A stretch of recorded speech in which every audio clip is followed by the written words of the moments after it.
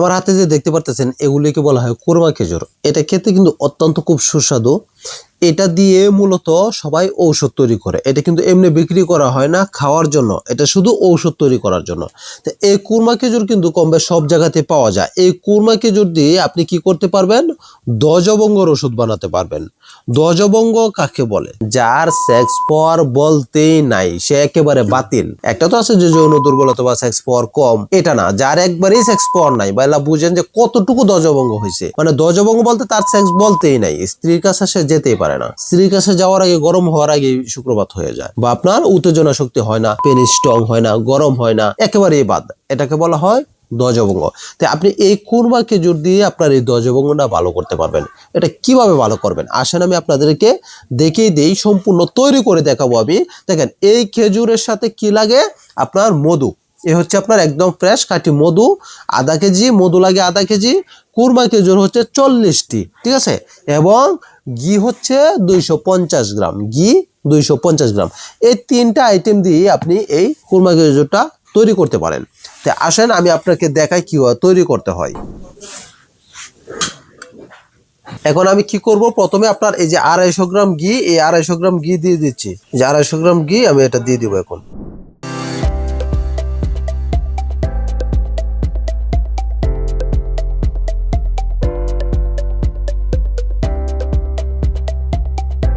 আমি এই 40টি কুরমা খেজুর এখন আমি ঘি দিয়ে আগে ভাজবো, ভেজে তারপর মধুতে আমি একটা কাঁচের বয়মে রেখে দিব, একটা মধুর মধ্যে, মধুর বয়মে।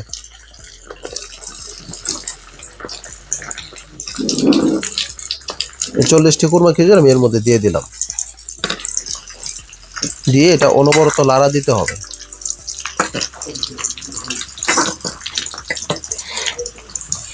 আপনার যে খেজুরগুলি দিয়েছি এটার বিচি ফেলে দিতে হবে। বিচি ফেলে দিয়ে তারপর আপনি ভালো করে ধুয়ে নেবেন, কারণ কুরমা খেজুরের মধ্যে প্রচুর ময়লা থাকে, ঠিক আছে। বিচিটা ফেলে দিয়ে তারপর কয়েকটা খলাইন দিয়ে ধুয়ে নেবেন ভালো করে।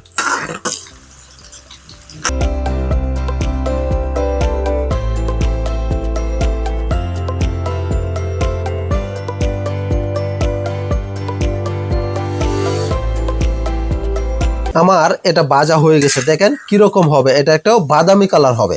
আগে যে কালারটা ছিল একটু সাদার মতো ছিল, এখন কিন্তু আরো গাঢ় হলুদ হয়ে গেছে, মানে একদম বাদামি কালার আর কি।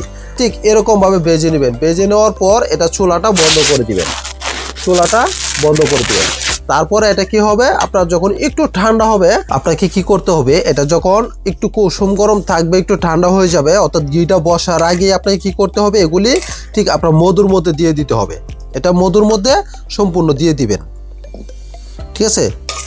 দেখেন আমি মধুর মধ্যে, আপনাকে কাঁচের জারে দিতে হবে। আপনি যদি প্লাস্টিকের জার নেন তাহলে কিন্তু হবে না, সম্পূর্ণ কাঁচের জারের মধ্যে দিতে হবে। এটা সম্পূর্ণ ঘি সহ আপনাকে কি করতে হবে, ওই কুরমা খেজুরগুলি এটার মধ্যে দিয়ে দিবেন। আমি সবগুলি এটার মধ্যে দিয়ে দিলাম। এখন আমি কি করব, মধুর সাথে এটাকে ভালো করে মিশিয়ে দিব। মধুর সাথে ঘি এবং কুরমা খেজুর এটার জন্য ভালো করে মিশে যায়। আর কাঁচের জার ছাড়া যদি অন্য কোনো পাত্রের মধ্যে রাখেন তাহলে কিন্তু কোনো কাজ করবে না।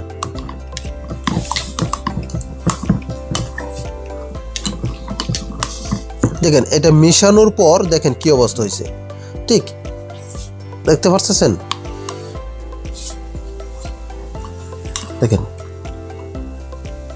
আপনাকে কি করতে হবে, প্রতিদিন এখান থেকে প্রতিদিন সকালবেলা ঠিক এতটুকু পরিমাণে একটা খেজুর এবং এতটুকু পরিমাণে যে শিরাগুলি আছে ওই শিরাটা খেতে হবে। একটা খেজুর নেবেন এবং ঠিক এতটুকু পরিমাণে একটা শিরা নেবেন। এটা আপনি প্রতিদিন সকালবেলা খালি পেটে খাবেন। কখন খাবেন? প্রতিদিন সকালে খালি পেটে। এতে কি হবে, আপনার যত পুরনো ধ্বজভঙ্গই হোক না কেন, সেক্স পাওয়ার বলতেই নাই, একেবারে ডিলেট। তারা খাবেন একটানা 40 দিন। এটা কিন্তু 40 দিন খেতে পারবেন। একটানা 40 দিন খেলে পরে আপনার ওই সমস্যাটা সম্পূর্ণ চলে যাবে ইনশাল্লাহ। যারা এটা তৈরি করে খেতে না পারবেন, ঝামেলা মনে হয়, তাদের জন্য আমার তৈরি করা রয়েছে শুক্র সঞ্জীবনী মোদক, অর্থাৎ হালুয়া। এটা যারা খাবেন বাস আপনার এই সমস্যাটা সম্পূর্ণ ক্লিয়ার হয়ে যাবে। এটা প্রাইস কত? 1500 টাকা।